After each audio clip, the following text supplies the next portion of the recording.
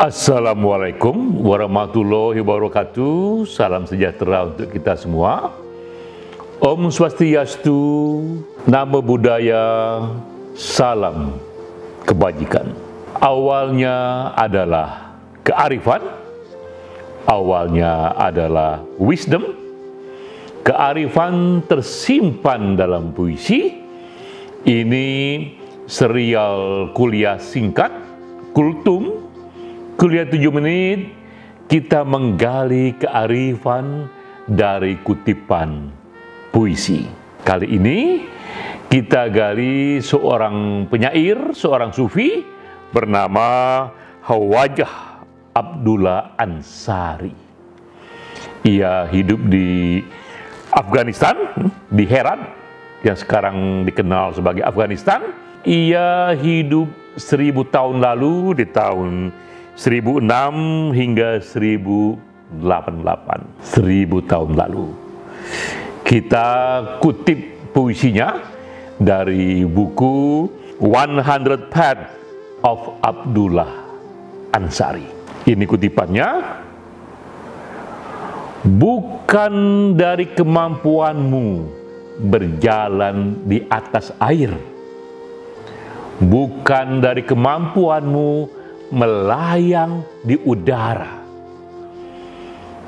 Yang membuatmu kuat adalah kemampuanmu memiliki hati yang penuh kebajikan. Itu kutipannya, bahwa yang membuat kita kuat, yang membuat kita hebat, bukan karena kita bisa berjalan di atas air atau melayang di udara seperti Superman, tapi kemampuan kita memiliki hati yang bajik. Apalagi yang bisa kita gali dari kutipan ini? Kita mulai dari hidup sang penyair. Karena puisi, karena kutipan, karena renungan, acap kali itu hanyalah endapan dari perjalanan seorang penyair. Dengan menggali riwayat hidupnya, kita menemukan insight yang bisa kita gunakan untuk menafsir renungannya. Abdullah Ansari, di zamannya ia tak hanya dikenal sebagai seorang sufi, tapi sufi yang agung, sufi dari segala sufi. Begitu tinggi ia dihormati pada masanya. Bahkan tempat pemakamannya dijadikan tempat ziarah para sufi hingga kini. Para sufi yang senang berziarah bahkan merasa belum lengkap mereka berziarah sebelum datang kepada sufi yang agung di Afghanistan sana. Itulah pemakaman dari Abdullah Ansari, tempat ia beristirahat selamanya. Apa yang membuat ia begitu diagungkan? Pertama-tama adalah pengetahuannya yang mendalam sekali soal agama. Ia menuliskan tafsir sufistik atas Al-Quran. Ini buku terdiri dari 10 jilid, 10 volume. 10 volume memahami Quran secara sufistik yang ia lahirkan dari renungannya.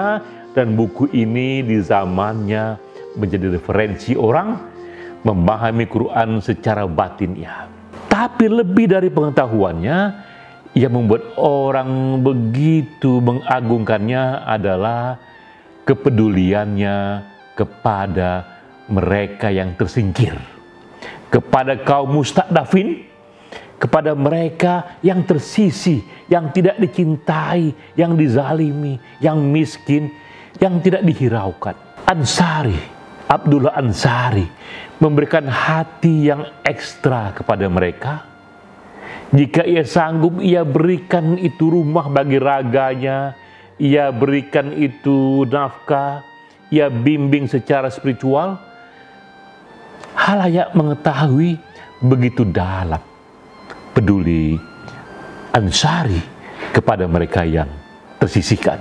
Ia katakan kepada murid-muridnya, kepada banyak orang, bahwa yang membuat kita ini kuat adalah kebajikan kita, adalah rasa baik kita, terutama yang ditujukan kepada mereka yang paling menderita. Itu yang ia tinggalkan, tak hanya dalam puisinya, tapi dalam teladan hidupnya. Nah, kita melihat kisah hidup Abdullah Ansari ini kini dikerjakan oleh figur lain yang juga besar sekali, yang kita tahu bernama Bunda Teresa.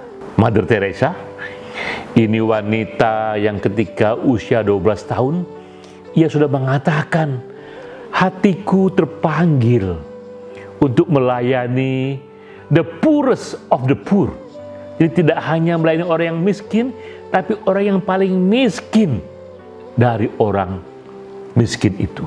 Dan ia pun kemudian menjadi biarawati, menyerahkan hidupnya melayani orang miskin.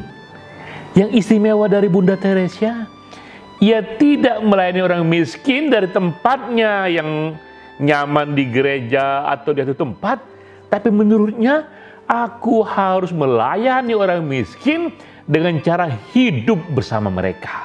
Jadi Bunda Teresa pun hidup dalam satu rumah bersama orang-orang miskin itu.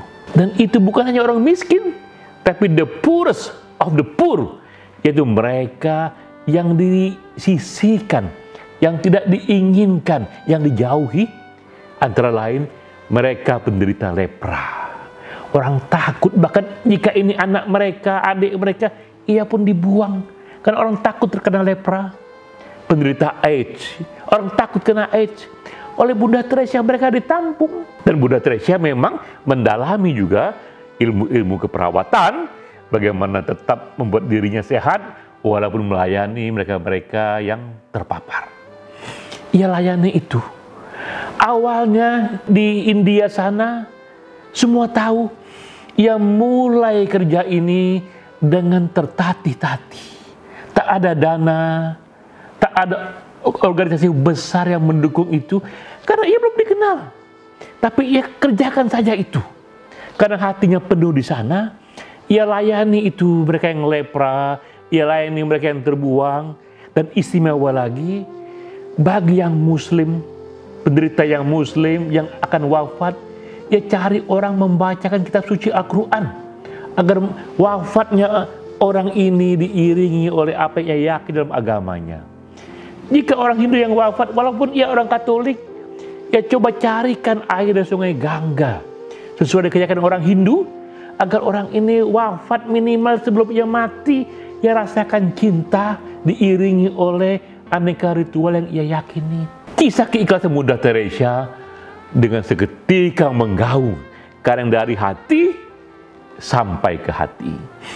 Di tahun 50-an ia mulai usaha ini dengan tertatih-tatih, tapi di tahun 1995 usaha ia ini menyebar di 132 negara. Jadi kita bayangkan, dari satu tempat kumuh yang ia mulai, yang ia tidak tahu dana dari mana, yang ia tidak tahu siapa yang mendukungnya, ia kerjakan saja karena hatinya memanggil. Dan ada 4.500 biarawati lainnya menyatakan kepada Bunda Teresa, Bunda, kami bersamamu, kami menemanimu, bersama-sama marilah kita layani bukan hanya orang miskin, tapi the poorest of the poor, orang yang paling miskin di antara orang miskin itu. Itu dikerjakan oleh Bunda Teresa dan kita menyaksikan dalam hidupnya itu. Tidaklah heran ketika tahun 97 Bunda Teresa wafat, tahun 2016 Gereja Vatikan mengangkat Bunda Teresa dalam status seorang santa, seorang suci, karena begitu agung yang ia kerjakan. Karena apa? Karena yang ia kerjakan itu tadi yang seperti dikatakan oleh Abdullah Ansari, Bunda Teresa hebat bukan karena Bunda Teresa mampu berjalan di atas air, bukan karena Bunda Teresa mampu terbang di udara, tapi hatinya penuh kebajikan. Sama seperti Abdullah Ansari, ia berikan rumah bagi raga, juga rumah bagi jiwa untuk orang-orang yang tidak diindahkan. Itu menyentuh banyak orang, itu menyentuh kemanusiaan yang paling tinggi. Ya. Ketika orang-orang lepra dijauhi, orang-orang yang terkena AIDS dijauhi, tetap ada satu hati yang memberikan tempat bagi mereka, yang bahkan menghormati keyakinan dan agama dari mereka yang menderita itu. Itu mustahil dikerjakan tanpa ledakan hati yang penuh kebajikan. Dan kita pun menyetujui Abdullah Ansari dalam puisinya. Ternyata memang orang-orang yang hebat ini bukanlah karena ia mampu berjalan di atas air, bukan karena ia terbang seperti Superman di udara, tapi hatinya penuh kebajikan.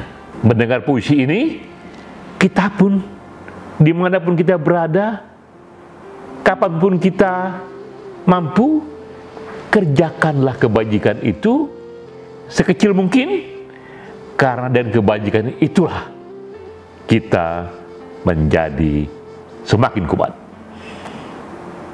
Sampai jumpa.